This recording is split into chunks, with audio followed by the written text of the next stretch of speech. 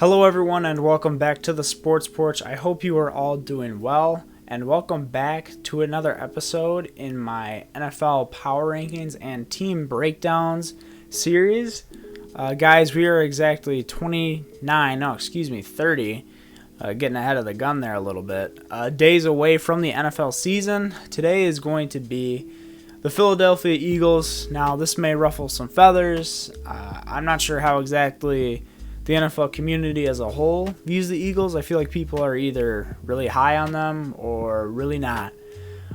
So before we get into all that, let me go ahead and remind you guys to drop a like on this video, subscribe, and turn on post notifications so you don't miss the next team that I upload tomorrow. Once again, there are 30, I almost said 29 again, days away from the NFL season starting. Every single day you're going to see a new power ranking video, team breakdown video being released. So the Philadelphia Eagles fall into my non-factors with interesting pieces to watch. They are the first team in this tier. This tier consists of teams that aren't ready to contend, but they do have some pieces worth mentioning or keeping an eye on that keep them out of the bottom dwellers area where the Lions and the Texans currently preside at. Now, if you want to find out all of the tiers I have in these power rankings, you can check that in the description below. I will leave that there in every future NFL power ranking and team breakdown video. So let's go ahead and start with the coaching breakdown here. Howie Roseman, longtime GM. He seems like you either love him or hate him at this point. He's obviously made some great moves in the past, some not so great moves, and some moves which we'll just have to wait and see how they play out, basically. Then the rest of this coaching staff is in year one. Nick Sirianni as head coach, Shane Steichen at offensive coordinator, Jonathan Gannon at defensive coordinator, and Michael Clay as the special teams coordinator here. Now, three strengths of this Eagles team. The first two strengths kind of go hand in hand, and that is they can win the trenches, right? They have one of the better offensive lines in the league. Brandon Brooks, Jason Kelsey, Lane Johnson, as well as adding Landon Dickerson in the second round, I believe, of the NFL draft this year. I really liked that pick. You can slot him in at left guard right away in this offensive line, and then whenever they decide to move on from Kelsey or he decides to retire, he can step right in and be his replacement. Now, he does have a history of injuries, which we know the Eagles don't necessarily deal very well.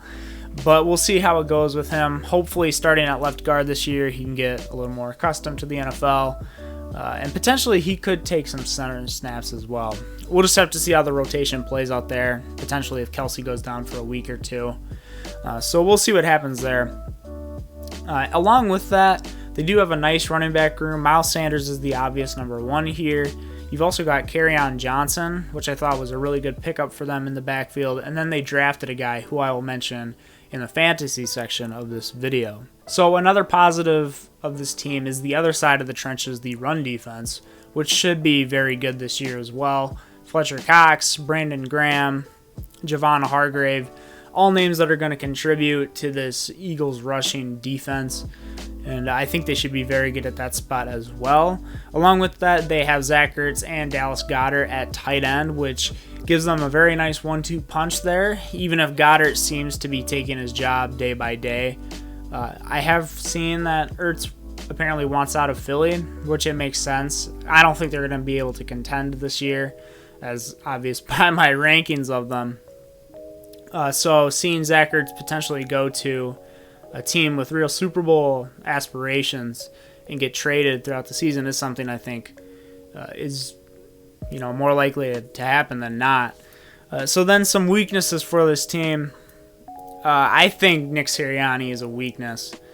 I saw him at the presser. I think everyone did. That was a terrible look for him. He just looked like he lacked confidence, lacked motivation, afraid of the big lights, afraid of the moment, I guess. And that could be just he's really bad at press conference. He's really bad at the media stuff.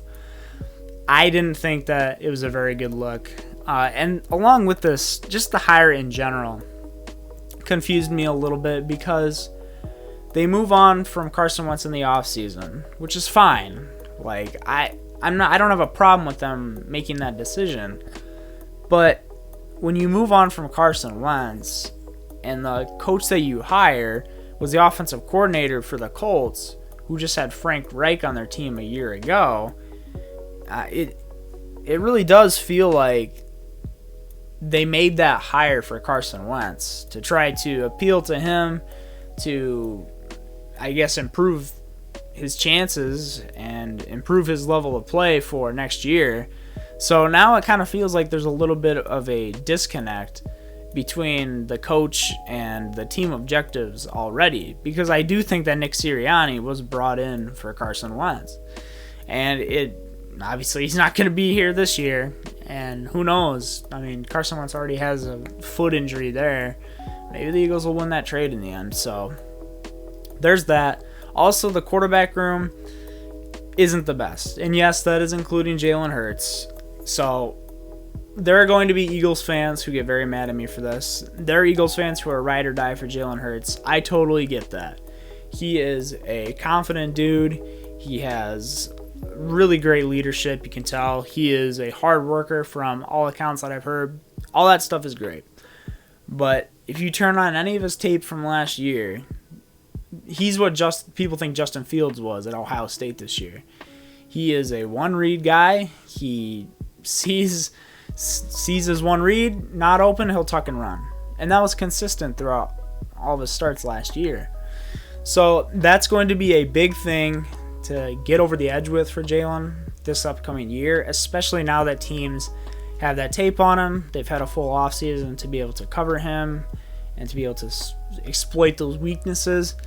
And if I'm being honest, I think that they will, at least early in the year. I think it's going to be a very rough start for this Eagles team, and we'll get into that a little more in the schedule, but that's how I see it playing out for him. Along with that, you have Joe Flacco as backup, which you could do worse for backups, but he is getting older at this point. He's kind of just a statue standing back there, just going paycheck to paycheck, bouncing around the NFL. A guy that they did have as an undrafted free agent, which I really liked as a pickup, was Jamie Newman out of Wake Forest / Georgia. But they cut him like right after, so he must have looked really bad in minicamp or training camp, something like that. So we'll see if he gets a roster spot going forward, but that is a name to keep an eye on, just going to a different team. And then the last weakness I have going forward for this team is the wide receiver room is still not the best. So you now have Devontae Smith in there. I like that pick a lot for the team. Jalen Reagor is here as well, former first-round pick. Probably shouldn't have gone there, especially because guys like DK Metcalf went way later than him. But he can be a decent deep threat. We'll just have to see with him. Travis Fulgham, J.J. Arcega-Whiteside, who has not worked at all up until this point. Greg Ward Jr. These are your guys who are your wide receivers. It's not the worst situation in the NFL, but it's also not the best by any means. And their best players are all rookies, inexperienced, which, I mean, for wide receivers, that's not that bad. Coaches can usually scheme you up pretty well. But like I said before, I'm not sure that I have the utmost confidence in Nick Sirianni's ability as a head coach yet. We'll have to wait and see, though. Let's go on to some of the storylines and question marks headed into the season. I mean, the first overall question has to be, what's Jalen Hurts going to look like this year? Like I said, last year, I don't think he was this really amazing quarterback. He was better than Carson Wentz, and he definitely deserved to take his job for last year. We'll see how that pans out this year, though. I think in the long run between these guys, I think Carson Wentz is the better quarterback. But at the same time, your best ability is availability, and Carson Wentz keeps getting hurt, it looks like, as well. That could be something that factors into this decision. Let's say Jalen Hurts takes the field for the next 5 years or whatever, and he plays average QB. Compared to Carson Wentz, who is the better player when he's on the field, but he's missing, 30-40% of the snaps every year because he's got his knee bothering him, he's got his hip, now foot, whatever he's got bothering him, he's got stuff going on. So that's the first question. Can Jalen Hurts prove Howie Roseman right? Can he prove that move to get Carson Wentz out of the building and to fully commit to Jalen Hurts was the right move? The next question is about someone else justifying their position, and that's Nick Sirianni. What is he going to look like in year one? I have expressed my disinterest in him. I really think he is going to be a lower tier, a bottom half head coach in the NFL this year. He's not going to be as bad as Doug Peterson, I don't think, because Doug Peterson was pretty stinking bad last year. But I don't think he's going to be this messiah for Philadelphia or anything up to that degree. And then the next question is, if they start losing a lot this year, will we see a full-on rebuild from this team? A lot of that offensive line is getting older.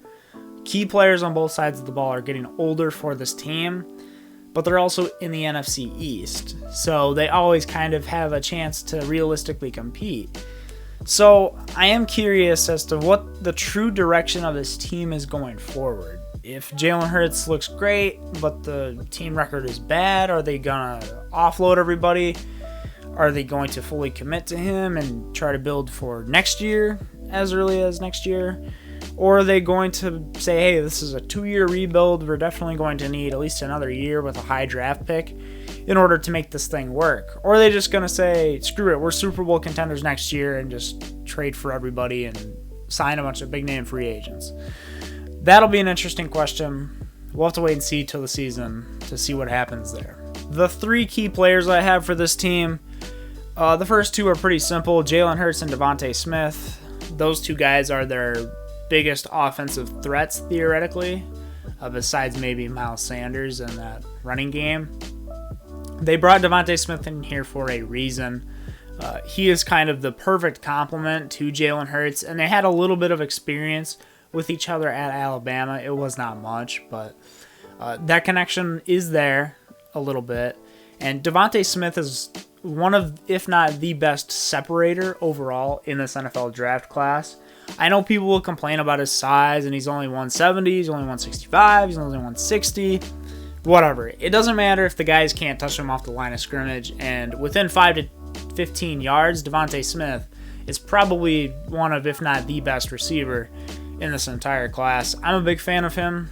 He is my wide receiver, either 2 or 3 in this class. Between him and Jalen Waddle, I was kind of back and forth depending on the day.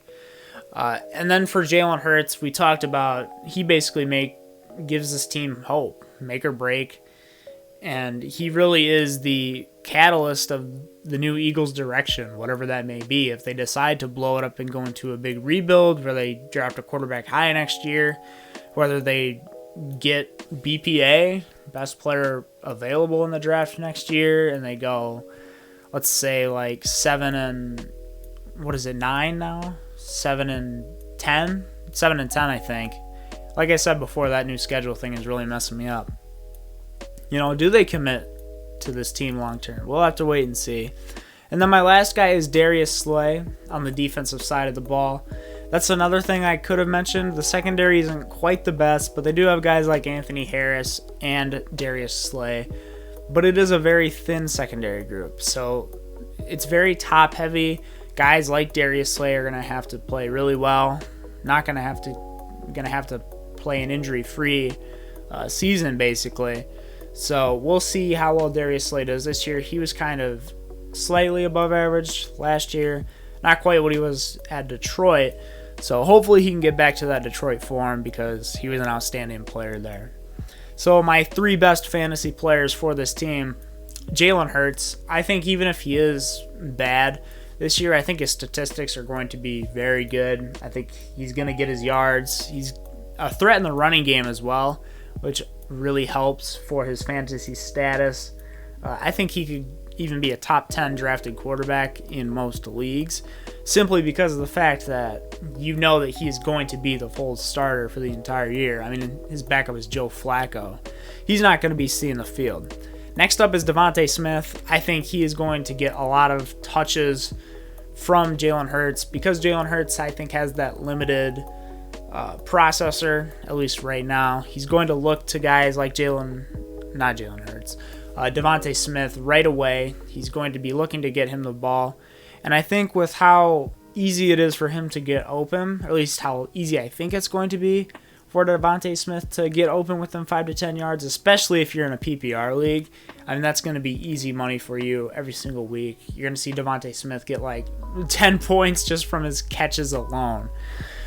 So that's another guy. And then I was kind of back and forth between Dallas Goedert and Miles Sanders. I ended up taking Sanders because he is a running back, so he's got more guaranteed touches. And because I think he's got slightly less competition there. I know he does have Kerryon Johnson and Kenneth Gainwell, but I don't think Zach Ertz is really an option at this point. The Eagles don't see him as a viable passing game option anymore. I think they've, in their minds, kind of moved on to Goddard. They're just trying to find a good trade partner for Zach Ertz. So I like Miles Sanders there. I think he should be a later running back taken, but a running back who probably could be taken in the 5th, 6th, maybe in the 4th round, somewhere around there. Don't be surprised if he goes in the 3rd, I guess, either. And then as for my Dynasty sleeper player, I mentioned about him a couple of times, and that is Kenneth Gainwell, drafted in the 6th round, I believe, out of Memphis. He is one of those guys. He reminds me a lot of James Robinson, who was drafted last year in terms of a low-value running back, drafted late, could potentially step in and get a lot of touches. He could be featured in the pass game a lot. So we'll see what happens with Kenneth Gainwell. He's someone you can draft and stash. If you have a taxi squad, you can put him on there, but he's a guy to look out for. Just in terms of upside over the years that you can definitely get as a flyer pick or even probably undrafted in a lot of leagues, just as a pickup, a waiver pickup, you know. He's a guy to look out for.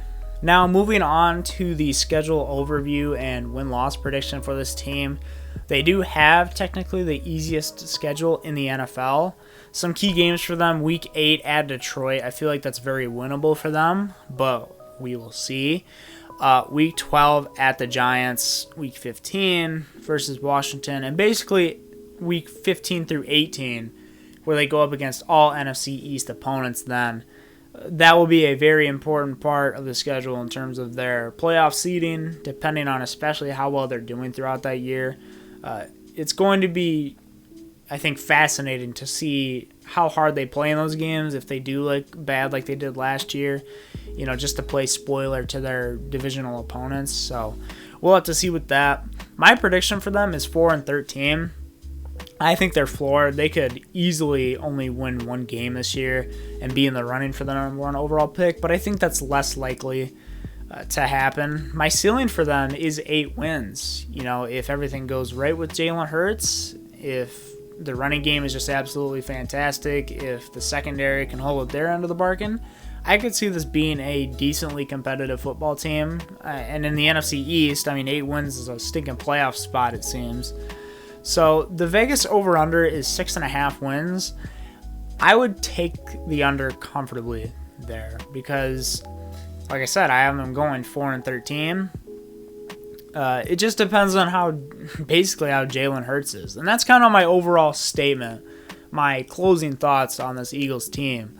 They have some decent players on both sides of the ball. The trenches on either side are very good. Run defense, run offense, especially. Unfortunately, I am not too high on Nick Sirianni.